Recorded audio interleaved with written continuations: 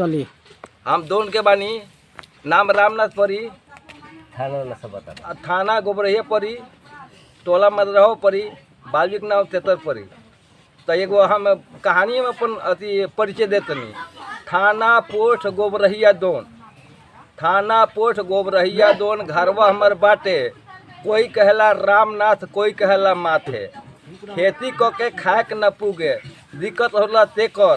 टोला हम मदरहवा, बाबजी के नाव रहे तेतर। जात के तो थारू बानी, मजदूरी बाटे पेशा। अभी तकले कमाते बानी, दूधू रह के बेटा। तो बात बा एकदम ठोस, पब्लिक देता सरकार के दोष।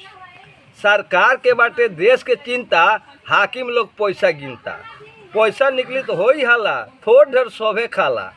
सरकार देता पूरा नोट, बीच में जोता चौथ नोट। जवाहर रोजगार में पैसा आइल, हाकिम लोग के देख खाई। ब्लॉक में जाके मुखिया घूमी, बिना घूस के कोई न सुनी। सरकार को 3 फीट भर द रोड, 3 फीट के आइल नापी, 6 इंची पथल बाकी माटी। जगह जगह लगता पाइप होम, 1 महीना में 100 से भोंग। बरसात में होता काफ़ी पानी, कोड़ के करता वहाँ डोब खानी।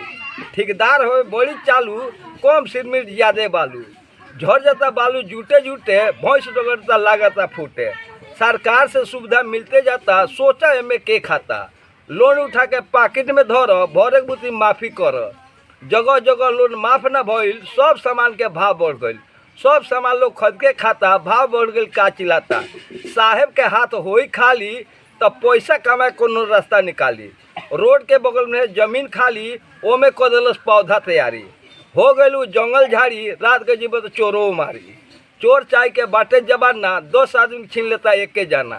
चोरी कैले से बढ़ गइल मन, रात के हो गइल रस्ते बन। अकेले आदमी कैसे जाई, पकड़ लेता थाना के सिपाही। बुर्बक आदमी बोल दी अटर पटर, गिरे लागी जूता चप्पल। पूछे लागी पूरा बयान, बिन गलती के तुरंत चलान। पिटा गए लोग कितना जाना, जाग बाटे बगहा जामा।